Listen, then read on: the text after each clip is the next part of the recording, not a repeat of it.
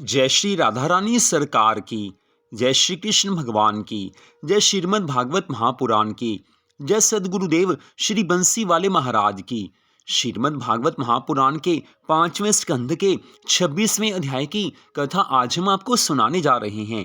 इस अध्याय का नाम है नरकों के नाम और उनका वर्णन। जैसा कि इस अध्याय के नाम से ही मालूम होता है कि इस अध्याय में विभिन्न नरकों का वर्णन आएगा। जो मनुष्य भगवान की भक्ति करते हैं, जो मनुष्य भगवान की कथा सुनते हैं, मंदिर में जाते हैं, कथा पढ़ते हैं, जो व्रत रखते हैं, जो भगवान के नामों का जाप करते हैं, चाहे वो कम करें या ज़्यादा करें, लेकिन वो भगवान की कुछ न कुछ भक्ति जरूर करते हैं, ऐसे लोग नरक में नहीं जाते हैं, क्योंकि ऐसे लोगों को भगवान नरक में जाने से बचा लेते हैं। इसी करके कहा गया है कि भगवान की भक्ति में लगे रहना चाहिए। थोड़ी भक्ति हो तब भी आगे बढ़ सकती है, लेकिन जो लोग भक्ति बिल्कुल भी नहीं करते या बिना श्रद्धा भावना के भगवान की भक्ति करते हैं, उनको भी भक्ति का फल नहीं मिलता है। बिना श्रद्धा के हम कुछ भी करते हैं तो उसका फल नहीं मिल सकता, क्योंकि श्रद्धा होगी भगवान तो तभी प्रसन्न होते हैं। भगवान को धन दौलत की आवश्यकता नहीं है, भगवान को हमसे कुछ भी नहीं चाहिए, भगवान केवल प्रेम चाहते हैं। अगर हमारे मन में प्रेम है तो भगवान कहते हैं कि मुझे तुलसी का पत्ता भोग लगा दोगे तो भी मैं खुशी से स्वीकार करता हूँ। लेकिन अगर हमारे मन में प्रेम नहीं है तो भगवान कहते हैं मैंने 56 भोग भी धृतराष्ट्र के, दुर्योधन के ठुकरा दिए थे, क्योंकि उनमें प्रेम नहीं था। तो भगवान की भक्ति के विभिन्न अंग होते हैं। कोई भगवान की कथा सुनता है, कोई केवल कथा पढ़ता है, कोई भगवान के नामों का जाप करता है, कुछ लोग प्रतिदिन मंदिर में जाते हैं, कुछ लोग एकादशी आदि के व्रत रखते हैं, कुछ लोग कुछ अलग व्रत रखते हैं। तो सबके अपने मन की भावना है। जहाँ पर श्रद्धा होगी, जहाँ पर प्यार होगा, मनुष्य वही व्रत रखता है। लेकिन गीता में एकादशी के व्रत को सबसे ज्यादा विशेष महत्व दिया गया है। एकादशी के व्रत को भगवान ने अपना स्वरूप बताया है। तो बात ये आती है कि जो लोग इन धर्म कार्यों में लगे हुए हैं वो नरक में नहीं जाते हैं। अब नरक में कौन जाते हैं और किस कारण से जाते हैं, नरक किन किन प्रकार के होते हैं, इसी के बारे में आज की इस कथा में बताया गया है। तो आज राजा परीक्षित श्री सुखदेव जी महाराज जी से कहने लगे हैं कि हे श्री सुखदेव जी महाराज, आपने कई जगह कहा है कि पाप करने वाले नरक में जाकर बड़ा दुख पाते हैं, कष्ट भोगते हैं, और शुभ कर्म करने वाले स्वर्ग आदि का सुख भोगते हैं। किंतु आपने 14 लोकों की कथा मुझे सुनाई है, लेकिन किसी भी जगह आपने नरक का वर्णन नहीं किया है। इस कारण मुझे तो ऐसा लगता है कि नरक का नाम केवल भय दिखाने के लिए मालूम होता है, लेकिन वास्तव में नरक जैसी कोई जगह नहीं है। मुझे तो ऐसा ही लगता है, क्योंकि आपने नरक का वर्णन नहीं किया। आपने सभी कथा सुनाई है, नरक का वर्णन नहीं किया है। हे महाराज, मुझसे इतनी अवस्था में यही एक अपराध हुआ है कि जो ब्राह्मण के गले में मरा हुआ सर्प डाल दिया था। इस पाप के कारण मुझे नरक में जाने का डर लगा हुआ है। सो नरक का कोई भिन्न लोक पृथ्वी और पानी पर होकर उसके नाम से कुछ भेद तो नहीं है, उसका वर्णन कीजिए। कहीं ऐसा तो नहीं है कि उसका कुछ और नाम भी हो जिसका आप वर्णन करना भूल गए हों। आज परीक्षित महाराज के ऐसे वचन सुनकर श्री सुखदेव जी महाराज मुस्कुराकर कहने लगे हैं कि हे राजन, तू नरक में जाने योग्य नहीं है, इस कारण वहां का हाल तुमसे नहीं कहा, लेकिन अब कहते हैं क्योंकि तुम्हारी सुनने की इच्छा है। अब इसे श्रद्धा भावना से सुनो, मन लगाकर सुनो, तभी तुम्हें सब मालूम होगा। हे राजन, नरक सुमेरु पर्वत से 99 योजन दक्षिण में धरती के नीचे तथा पानी के ऊपर है। धृतपृष्ठ आदि चारों वर्णों के दिव्य पितर उस नरक का दुख देखकर अपने परिवार वालों को मना करने के लिए उसके द्वार पर बैठे रहते हैं कि जिससे कोई हमारे परिवार का, हमारे वंश का कोई मनुष्य ऐसे कर्म नहीं करे कि उसे नरक में आना पड़े। सूर्य के पुत्र यमराज यमपुरी के राजा हैं। तामिस्र और रौरव आदि 28 नरक हैं। उनके दक्षिण संयमनी नाम की एक पुरी भी नरक के समान है। सो धर्मराज, जिन्हें यमराज भी कहते हैं, मरने के बाद पापी को नरक में और धर्मात्मा को स्वर्ग में भेज देते हैं। जीव अपने कर्मानुसार वहां दुख और सुख भोग कर संसार में पुनः जन्म लेता है। अति कष्ट पाने पर भी नरक में प्राण नहीं निकलते, क्योंकि मृत्यु तो पहले ही हो चुकी होती है। जो पाप करने से जिस नरक में लोग जाते हैं, अब उसका वर्णन सुनो। जो मनुष्य दूसरे का धन और स्त्री छल बल कर ले लेता है, उसे यमदूत बांधकर मुदगरों से मारते हुए तामिस्र नामक महाअंधकार में ले जाकर डाल देते हैं। वहां उसे कुछ भोजन और पानी नहीं मिलता है। जो कोई किसी स्त्री के पति या रक्षक को किसी बहाने से बाहर भेजकर उसके साथ भोग विलास करता है, उनकी आंखें फूट जाती हैं और मरने के उपरांत उनको यमदूत मुदगरों से मारते हुए ले जाकर उसके अंग अंग काट कर अंधतामिस्र नरक में डाल देते हैं। हे राजन, मनुष्य ने जैसे पाप किए हैं वैसा फल तो उसको मिलेगा ही मिलेगा, कोई नहीं बचा सकता है। इस कारण सावधान रहना चाहिए। मन न जाने किस क्षण भगवान की भक्ति से हट जाए। इस कारण हर क्षण सावधान रहकर अपने मन को भगवान की भक्ति में लगाए रखना चाहिए। जो मनुष्य अधर्म की कमाई से अपने परिवार का पालन करके अभिमान से कहता है कि मैं इनको भोजन देता हूँ, उसको यमदूत रौरव नरक में डालकर सांपों से कटवाते हैं। जो कोई किसी मनुष्य और पशु पक्षी को अपने भोजन के लिए या शत्रुता के कारण मारता है, उसको यमदूत महारौरव नरक में डाल देते हैं। वहां वह बड़े बड़े सर्पों के काटने से महान दुख पाता है। जो मनुष्य केवल अपने शरीर से प्रीति रखकर उसको सुख देने के लिए अपना धर्म कर्म छोड़कर ब्राह्मण, वेद और शास्त्र को नहीं मानता है, उसे यमदूत काल सूत्र नरक में, जहां सड़ा हुआ मांस भरा है, डालकर उसका मांस बड़े बड़े गिद्धों को खिलाते हैं। मनुष्य ने जैसे कर्म किए हैं उसको वैसा फल अवश्य मिलेगा। जो कोई हिरन व बाकी पक्षी आदि को बांध कर रखता है या पिंजरे में बंद रखता है, उसे यमदूत पीव से भरे हुए कुंभी पाक नरक में डालकर गरम गरम तेल उसके शरीर पर छिड़कते हैं। जो मनुष्य अपने माता पिता को दुर्वचन कहकर भोजन और वस्त्र का दुख देता है, उनकी सुधि नहीं लेता है, उनको तरह तरह से दुख देता है, उसको यमदूत ले जाकर एक पट पर, जहां 10,000 योजन लंबी पृथ्वी तांबे के समान पीटी हुई अग्नि जैसी जलती है, उस पर नंगे पांव दौड़ाते हैं। उसके पैर जलते हैं और क्षुधा और तृष्णा से वह अति दुख पाता है। अन्न और जल कुछ नहीं मिलता है। तब वह अचेत होकर गिर पड़ता है, अर्थात बेहोश होकर गिर पड़ता है। पुनः वो उठता है, पुनः अचेत होता है। जितने रोम पशु के अंग पर रहते हैं, उतने 1000 वर्षों तक उस जलती हुई पृथ्वी पर वो मनुष्य तड़पता रहता है। अब यहाँ पर स्पष्ट बताया गया है कि जो लोग माता पिता की सेवा नहीं करते, उनको दुख देते हैं, उनको भोजन भी नहीं देते, उनकी सुधि नहीं लेते हैं, अर्थात उनके सुख दुख का कोई ध्यान नहीं रखते हैं, ऐसे लोग भी अवश्य नरक में जाते हैं और हजारों हजारों वर्षों तक वो नरक की आग को सहन करते हैं। कोई नहीं बचा सकता है। और आजकल के इस कलयुग में अधिकांश लोग ऐसे ही मिलेंगे जो माता पिता को दुख देते हैं। परिवार में आजकल क्या हो रहा है, मैक्सिमम परिवारों में, अधिकांश परिवारों में यही हो रहा है कि माँ बाप की सेवा तो दूर की बात है, उनको लोग दुख देने लगे हैं। माता पिता का हमारे ऊपर जो एहसान है, उनका जो हमारे ऊपर ऋण है, उसको कोई चुका नहीं सकता है। लेकिन हम अपने माता पिता की सेवा करके अपना फर्ज तो पूरा अवश्य कर सकते हैं, हर कोई कर सकता है। वैसे भी ध्यान देने वाली बात यह है कि माता पिता अपनी संतान से ज्यादा कुछ नहीं चाहते हैं। वो यही चाहते हैं कि हमारी संतान है, हमें प्रेम से हमसे बात करे। माता पिता केवल आदर मान चाहते हैं, प्रेम चाहते हैं, और प्रेम से बढ़कर कुछ नहीं हो सकता है।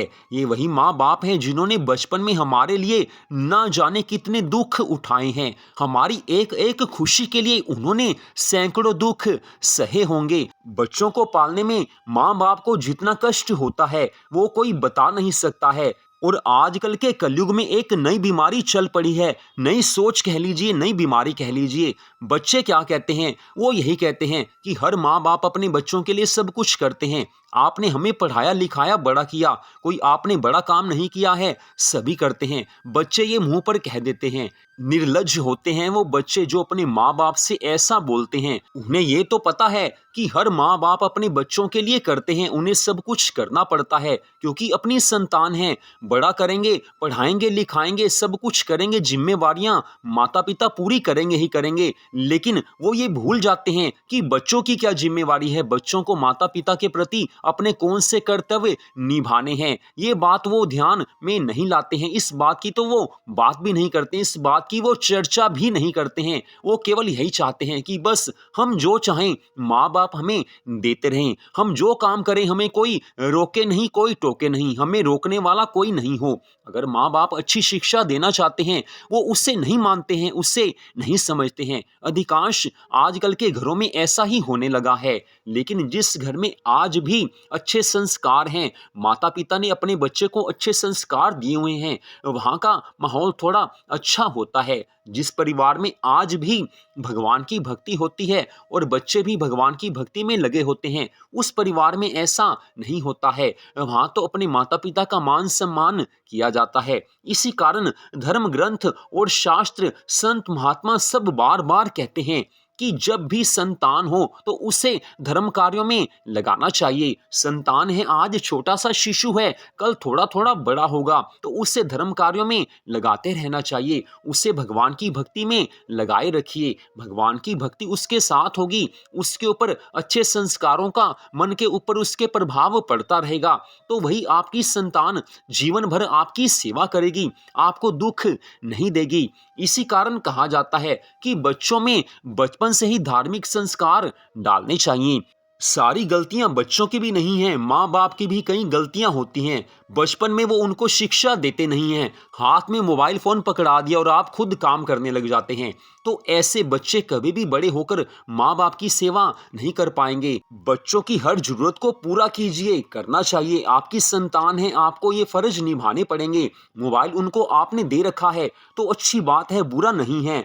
उनको आप सब कुछ देते हैं, धन संपत्ति देते हैं, उन्हें अच्छे से अच्छे वस्त्र आप देते हैं, पहनने के लिए वस्त्र देते हैं, खाने के लिए अच्छे से अच्छा खाना आप देते हैं। ये सब जरूरी है, सब कुछ कीजिए, लेकिन उन्हें भगवान की भक्ति में जरूर लगाइए। संसार के सुख देना अलग बात है, लेकिन भगवान की भक्ति में उनको लगाना ये परम धर्म आपका बन जाता है। माता पिता का सर्वोच्च धर्म यही है कि अपनी संतान को भगवान की भक्ति में लगाए, क्योंकि एक धार्मिक संतान ही अपनी माता पिता की सेवा कर सकती है। और सबसे बड़ी बात यह भी है कि एक धार्मिक संतान ही आगे जाकर जीवन में भगवान की भक्ति करेगी और उससे भी भवसागर से पार होना है।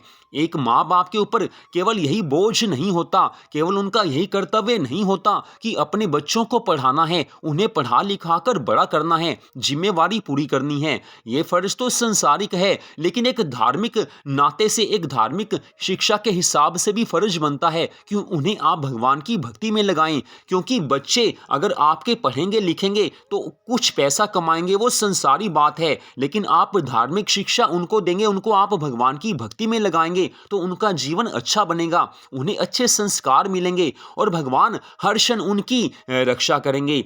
हम अपने बच्चों के साथ हमेशा नहीं रह सकते हैं, हम उन्हें कभी ना कभी छोड़कर तो जाएंगे ही जाएंगे। कोई किसी के साथ हमेशा नहीं रहता है, लेकिन अगर अपने बच्चों में आपने भक्ति के संस्कार डाले हैं तो भगवान उनकी सदा रक्षा करेंगे। भक्ति की है जीवन में तो भगवान हर पल रक्षा करते हैं। हम जब तक अपने बच्चों के साथ हैं, हम कुछ ना कुछ उनकी देखभाल कर सकते हैं, रक्षा कर सकते हैं। लेकिन जब जीवन में ऐसे कष्ट आते हैं, महान दुख आते हैं जिनके बारे में हम कुछ कर नहीं सकते हैं, हम अपने दुखों को दूर नहीं कर सकते, तो संतान के हर दुख को दूर हम कैसे कर पाएंगे। तो उन्हें भगवान की भक्ति में लगाना यह परम धर्म बन जाता है माता पिता का। अगर संतान भगवान की भक्ति में लगी होगी तो भगवान अपने आप उनके जीवन को अच्छे से चला ही लेंगे। सारी जिम्मेवारी भगवान पर छोड़ दीजिए, उन्हें भगवान की भक्ति में लगाइए, बच्चों में अच्छे संस्कार डालिए, वो बच्चे आपकी सेवा करेंगे। संसारी काम आप करते रहिए, जो आपने उनको पढ़ाना लिखाना है, अच्छे से अच्छे स्कूल में उन्हें आप पढ़ाना चाहते हैं, जरूर पढ़ाइए। आप उन्हें अच्छा सा मोबाइल मोबाइल लेकर देते हैं, जरूर दीजिए, लेकिन साथ में धार्मिक शिक्षा का ध्यान भी देना चाहिए, क्योंकि धन संपत्ति अपने बच्चों को देना ये अलग बात है, लेकिन उनके जीवन को जो चीज अच्छा बना सकती है, जो उन्हें भवसागर से पार कर सकती है, वो केवल भगवान की भक्ति ही है। हम भगवान की भक्ति करते हैं, अच्छी बात है, बच्चों को भी भगवान की भक्ति में लगाना चाहिए। ऐसे बच्चे कभी भी बड़े होकर माँ बाप को दुख नहीं देते हैं, लेकिन जिन बच्चों को धार्मिक शिक्षा नहीं मिली होती, जो कभी मंदिर में नहीं जाते, जो कभी भगवान की कथा में नहीं बैठते, जो कभी भगवान की पूजा में नहीं बैठते, जिन्हें गीता और भागवत का कुछ पता भी नहीं है, जिन्हें हवन कथा सत्संग का कुछ पता भी नहीं है, ऐसे बच्चे अपने माँ बाप की गलती के कारण आगे जाकर बिगड़ जाते हैं, और बिगड़ी हुई संतान किसी का भला नहीं कर सकती है। आज हम अगर अपने बच्चों को धार्मिक शिक्षा नहीं देते हैं, उन्हें भगवान की भक्ति में नहीं लगाते हैं, तो हम पाप कर रहे हैं, क्योंकि हमारे कारण उनका जीवन भी आगे जाकर नष्ट हो सकता है, क्योंकि जो भगवान की भक्ति नहीं करते वो यदा कदा बिगड़ ही जाते हैं। भगवान की भक्ति से मनुष्य संभल जाता है। जीवन में जो दुख आने वाले होते हैं, भगवान की भक्ति से काफी दुख तो दूर हो जाते हैं, और काफी दुख ऐसे होते हैं जो भगवान कम कर देते हैं। तो भगवान की भक्ति कीजिए, बच्चों को भगवान की भक्ति में लगाइए, फिर नरक में जाने का भय नहीं रहेगा। इसके पश्चात श्री सुखदेव जी महाराज कहने लगे हैं कि हे राजन, जो लोग शास्त्र सदग्रंथ का मार्ग छोड़कर अपनी इच्छा से या किसी को देखकर कुमार्ग पर चलते हैं, उनको यमदूत 80 पत्र नामक नरक में, जहाँ वृक्षों पर तलवार जैसे पत्ते हैं, उन पर चढ़ाकर गिरा देते हैं। तब शरीर कट जाने से उन्हें महान दुख प्राप्त होता है। जो राजा बिना किसी अपराध किसी को दंड देता है या किसी ब्राह्मण को फांसी देता है, उसे यमदूत शूकर मुख नामक नरक में ले जाकर तेल के समान पेरते हैं। वह जीव कोल्हू में पेरने और शूकर जैसे पशुओं के काटने से बड़ा दुख पाता है, लेकिन कुछ नहीं हो पाता है, क्योंकि नरक में केवल भोगना ही भोगना है, मनुष्य बच नहीं सकता है। हे राजन, जो अपनी कमाई में देवता या पितरों को भाग नहीं देते हैं, केवल अपना पेट पालते हैं, परिवार का पेट पालते हैं, कुछ धर्म कार्यों में धन को नहीं लगाते हैं, उनको यमदूत अंधकूप नामक नरक में डाल देते हैं। वहां वह सांप, बिच्छू और जोंक आदि के काटने से बहुत दुखी होते हैं। जो मनुष्य कोई उत्तम पदार्थ अकेला खा लेता है, अपने साथ और देखने वालों को नहीं देता, उसे यमदूत कृमि भोजन नामक नरक में, जो कीड़ों से भरा हुआ है, 1000 योजन का जो कुंड है, उसमें डालकर उसी वही कीड़े खिलाते हैं, उस कुंड में डाल देते हैं और वही कीड़े उसको खाने पड़ते हैं। जो कोई मनुष्य किसी ब्राह्मण का धन चुराता है या जबरदस्ती ले लेता है या उसका खेत चोरी से ले लेता है, उसको यमदूत संदेशन नामक नरक में, जहाँ बिच्छू भरे हुए हैं, डालकर लोहे का गज आग में तपाकर उसका अंग दाग देते हैं। जो कोई मनुष्य पर स्त्री से भोग विलास करता है, शारीरिक संबंध बनाता है, उसके शरीर को लोहे की जलती हुई स्त्री की प्रतिमा से चिपटाकर नाना प्रकार के दुख देते हैं। ठीक ऐसे ही जो स्त्री अपने पति को छोड़कर किसी पराये पुरुष से शारीरिक संबंध बनाती है, उसे लोहे की प्रतिमा जो कि पुरुष की होती है, उससे चिपटाकर नाना प्रकार के दुख दिए जाते हैं। लंबे समय तक ऐसा किया जाता है, उनको महान दुख मिलता है। इसी कारण कहा गया है कि केवल अपने पति और अपनी पत्नी से ही संबंध बनाना चाहिए। ये एक ऐसी सबसे बड़ी विशेष बात है जिस पर आज के लोग ध्यान नहीं देते हैं, फलस्वरूप नरकों में जाकर गिरते हैं। जो मनुष्य ऊंच नीच वर्ण का विचार ना रखकर पराई स्त्री से भोग करता है, भोग विलास करता है, उसे यमदूत वज्रकंटक और शाल्मली नामक नरक में डालकर बड़े बड़े लोहे के कांटे उसके शरीर में चुभ होते हैं। जो मनुष्य राजा या बलवान होकर किसी का धर्म जबरदस्ती बिगाड़ देता है, उसे यमदूत वह तरनी नदी में, जहां लोहू पीव और मलमूत्र आदि भरा है, डालकर भोजन की जगह वही खिलाते हैं। तब पापी जीव अपने कर्मों को याद करके बहुत पछताता है, लेकिन पछताने से अब कुछ नहीं हो सकता है, क्योंकि नरक में तो सब कुछ भोगना है, कोई बचा नहीं सकता है। जो मनुष्य अपनी दासी के साथ भोग विलास करता है, शारीरिक संबंध बनाता है, उसे यमदूत लालाभक्ष नामक नरक में डालकर मुंह की लार और पीव पिलाते हैं। जो राजा या धनी आदमी शिकार में पक्षी को मारता है, उसे यमदूत 10,000 योजन ऊंचे ले जाकर वहां से पत्थर की चट्टान पर गिरा देते हैं। जो मनुष्य देवी देवताओं के नाम से अपने भोजन के लिए जीव हिंसा करते हैं, उन्हें यमदूत विश्वासन नामक नरक में डालकर मुदगरों से इस प्रकार कूटते हैं जैसे ओखली में धान कूटा जाता है। आग लगाने वाले मनुष्य को यमदूत सारमे यादन नामक नरक में डालकर हजारों कुत्तों से कटवाते हैं। जो कोई किसी से धन लेकर झूठा न्याय करता है अथवा झूठी गवाही देता है, उसे यमदूत 10,000 योजन ऊंचे ले जाकर सिर नीचे और पैर ऊपर करके रक्त से भरे हुए विश्वासन नामक नरक में गिरा देते हैं, जहां उसको सूखी पृथ्वी पर जल तथा जल से भरा हुआ स्थान सूखा दिखाई पड़ता है। जो लोग इस धरती पर मदिरा पान करते हैं, थोड़े से सुख के लिए जो ऐसे काम करते हैं, उसे यमदूत लोना मिट्टी से भरे हुए शार कदम नामक नरक में डालकर गलाया हुआ शीशा पिलाते हैं तथा उन्हें लार पीव आदि सब कुछ पिलाया जाता है। मनुष्य जो कुछ कर्म करता है उसका फल भोगना पड़ता है। आज लोग खुशी से शराब पीते हैं, मदिरा पान करते हैं। आजकल के इस कलयुग में ये बीमारी काफी ज्यादा बढ़ चुकी है। अब तो सरकार की तरफ से सब कुछ खुला हुआ है, जिसने जो कुछ करना है कर सकता है, लेकिन इन सब का फल भोगना ही पड़ेगा, कोई नहीं बच सकता है। संत सावधान करते हैं, शास्त्र सावधान करता है कि जो बुरे कर्म करेगा उससे बुरा फल मिलेगा ही मिलेगा। नरक में पापी लोग जाएंगे ही जाएंगे, कोई नहीं बचा सकता है। आज लोग शादियों में शराब पीते हैं, घर में पार्टी हो लोग शराब पीते हैं, कुछ नहीं हो तब भी शराब पीते हैं, और घर में तो दुख आते ही हैं। जिस घर में मदिरा चलती है, जहां पर लोग शराब पीते हैं, उस घर में कभी सुख शांति नहीं आ सकती है। एक आदमी शराब पीने वाला घर में होता है, लेकिन बाकी सभी परिवार के सदस्यों का जीवन नरक जैसा बन जाता है। ऐसे लोग भी आजकल मिलेंगे। जो लोग अपने बच्चों की फीस नहीं भर सकते क्योंकि सारा पैसा वो शराब में पानी की तरह बहा देते हैं, घर की जिम्मेवारी वो पूरी नहीं करते हैं, अपने परिवार के प्रति जो जिम्मेवारी है वो पूरी नहीं करते हैं, लेकिन शराब पीना ये जरूरी समझते हैं। ऐसे लोग जीवन में सुखी नहीं हो सकते। ऐसे लोग खुद तो सुखी होते नहीं हैं, परिवार वालों को भी दुख देते हैं। ऐसे महान पापी हजारों हजारों वर्षों तक नरक की आग में पकाए जाते हैं, कोई नहीं बचा सकता है। इस करके जीवन में हमेशा ये सावधानी रखनी चाहिए कि हम ऐसा काम ना करें कि जिसका फल हमें और हमारे परिवार वालों को भुगतना पड़े।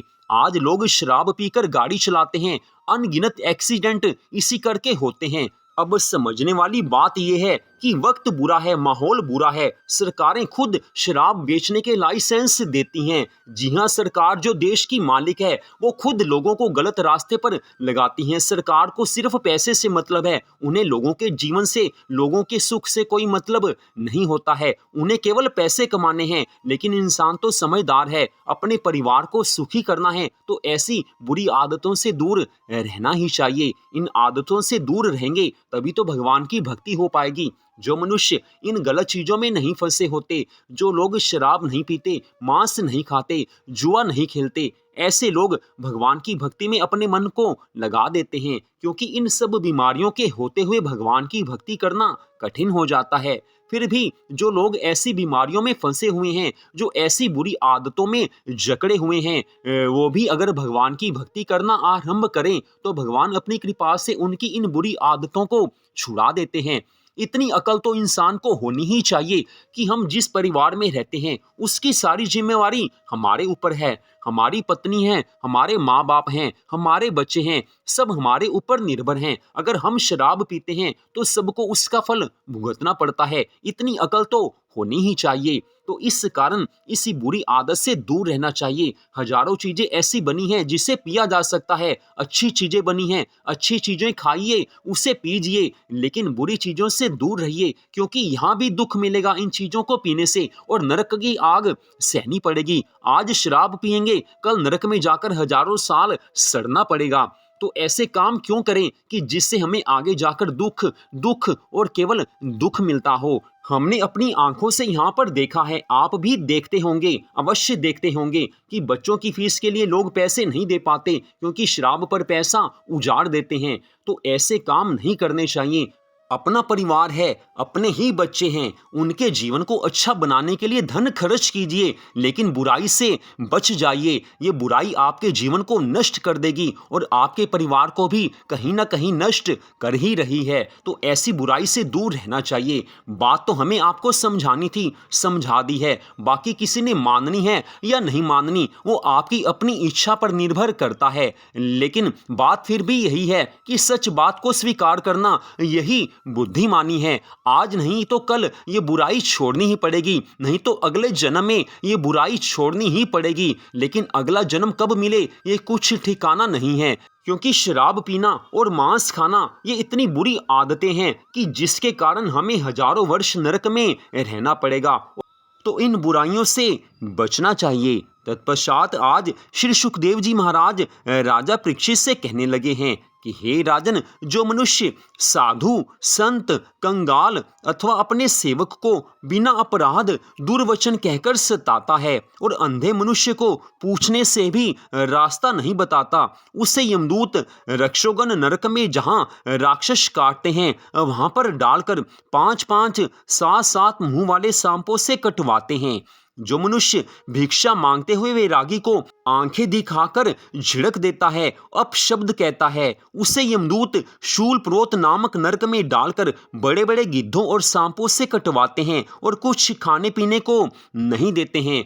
यहाँ पर समझने वाली बात यह है कि आजकल मांगने वाले काफ़ी मिलेंगे। अगर किसी को कुछ नहीं भी देना तो आप मत दीजिए, लेकिन गलत शब्द नहीं बोलने चाहिए। जहाँ मनुष्य की श्रद्धा होगी वहाँ पर मनुष्य दान करता है, लेकिन हर किसी को दान नहीं दिया जा सकता है, हर किसी को धन का दान नहीं किया जा सकता है। लेकिन किसी को धन का दान ना भी करना हो तो अपशब्द नहीं कहने चाहिए, किसी का अपमान नहीं करना चाहिए। ये बात यहाँ पर ध्यान देने वाली है।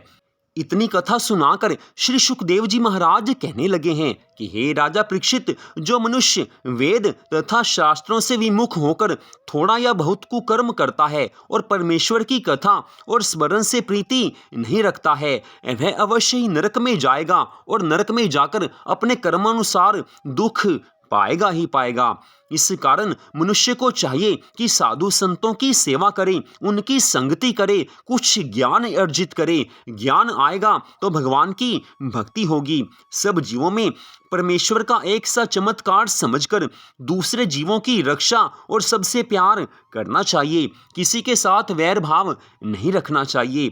उचित ये है कि जिससे परलोक सुधरे वो काम करें। अज्ञानी मनुष्य जब तक भगवान की कथा नहीं सुनता, भगवान की भक्ति नहीं करता, भगवान से प्रेम नहीं करता, तो वो बुरे कर्मों में लग ही जाता है, क्योंकि बुरे कर्मों से केवल वही लोग बचते हैं जो भगवान की भक्ति में लगे होते हैं।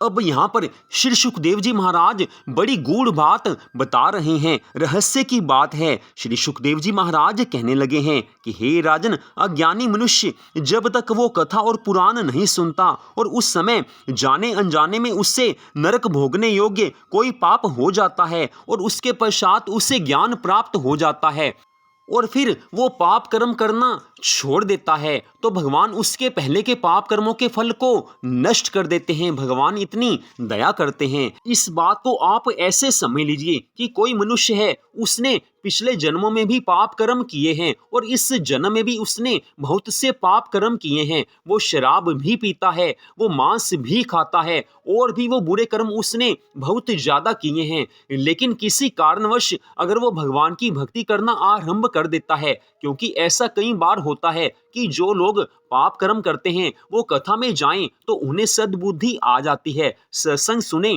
तो सद्बुद्धि आ जाती है, या किसी कारण से उन्हें ज्ञान हो जाता है तो जो पहले के पाप कर्म होते हैं उसका फल भगवान नष्ट कर देते हैं। उसी समय उनके पहले के पाप कर्मों का फल भगवान नष्ट कर देते हैं। लेकिन बात ये ध्यान देने की है कि जब भगवान की भक्ति में मनुष्य लग जाता है उसके बाद पाप कर्म नहीं करने चाहिए। पहले के पाप कर्मों का फल भगवान नष्ट कर देंगे लेकिन आगे पाप नहीं हो, ये सावधानी रखनी होगी। तभी भगवान की कृपा मिलेगी और तभी मनुष्य भवसागर से पार हो सकता है। पुराने जन्मों के पापों का नाश और इस जन्म में जो हमने पाप कर्म किए हैं उनका नाश, वो तो इस कथा को सुनने से साथ साथ होता रहता है। हमारा एकमात्र लक्ष्य यही होना चाहिए कि हर क्षण हम भगवान के नामों का जाप करते रहें, मन में भगवान की याद बनी रहे तो भवसागर से पार हो ही जाएंगे। भगवान की याद बनी रहेगी तो जैसे मर्जी हम भवसागर से पार हो ही जाएंगे, भगवान कर ही देंगे। क्योंकि भगवान तो यही देखते हैं कि इस मनुष्य ने चाहे जीवन में पाप कर्म किए थे लेकिन बाद में इसने मेरी भक्ति करनी शुरू कर दी थी और फिर मेरे से प्यार करने लगा था। फिर भगवान पहले के पापों को नहीं देखते हैं, उसका फल नष्ट कर देते हैं। फिर तो भगवान यही देखते हैं कि अब ये ठीक है, मेरी भक्ति करने लगा है, तो भगवान मोक्ष उसे दे देते हैं, उसे भवसागर से पार कर देते हैं। तो मनुष्य जिसने पहले पाप कर्म किए हैं लेकिन भगवान की भक्ति में वो लग जाता है तो वो नरक की आग से बच जाता है। अब यहाँ पर ध्यान देने वाली बात ये भी है कि जिन लोगों ने कोई भी पाप कर्म नहीं किए हैं, जो शराब नहीं पीते, मांस नहीं खाते, अंडा आदि नहीं खाते, जो लोग ऐसे पाप कर्म नहीं करते, उनसे भी छोटे मोटे पाप कर्म जाने अनजाने में कुछ बन ही जाते होंगे। क्योंकि मनुष्य जीवन है, जब हम रास्ते पर चलते हैं तो पैरों के नीचे कुछ कीड़े आकर मर जाते हैं या ऐसे कुछ पाप होते हैं जो अनजाने में हो जाते हैं जिसका हमें पता ही नहीं होता। तो ऐसे पाप कर्मों का फल भगवान हमें नहीं देते हैं, क्योंकि प्रतिदिन हम जो भगवान की भक्ति करते हैं उस भक्ति से इन जाने अनजाने में किए हुए पाप कर्मों का फल अपने आप नष्ट होता रहता है। भगवान तो वो बात कहते हैं कि कभी भी जानबूझकर पाप नहीं करना है। अनजाने में जो पाप हो जाते हैं तो हम जो प्रतिदिन भगवान की भक्ति करते हैं उस भक्ति से उस पाप का फल नष्ट हो जाता है। जानबूझकर पाप नहीं करना है, सावधान रहना है और भगवान से प्यार करना है। सब कुछ भगवान के ऊपर छोड़ दीजिए, फिर भगवान अपने आप कृपा करते हैं। सावधान रहिए, भगवान की भक्ति कीजिए, बस फिर नरक तो हमें मिल ही नहीं सकता है, हम नरक में नहीं जा सकते हैं, नरक के दुख हमें नहीं भोगने पड़ेंगे, हम भवसागर से पार हो जाएंगे।